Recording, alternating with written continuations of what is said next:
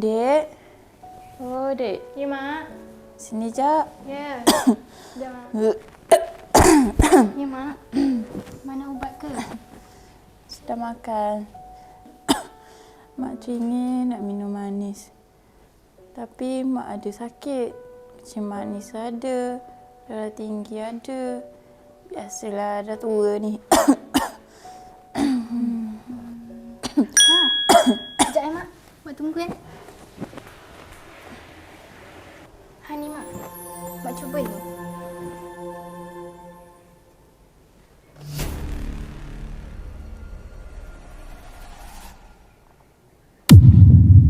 Manis. Memang manis Mak. Tapi dia menggunakan pemanis daripada stevia. Kopi biji kurma ni pula, dia ada biji kurma, habatus sauda, zafran, buah ting dan zaitun. Kalau macam tu, boleh borong lah. Ha, boleh.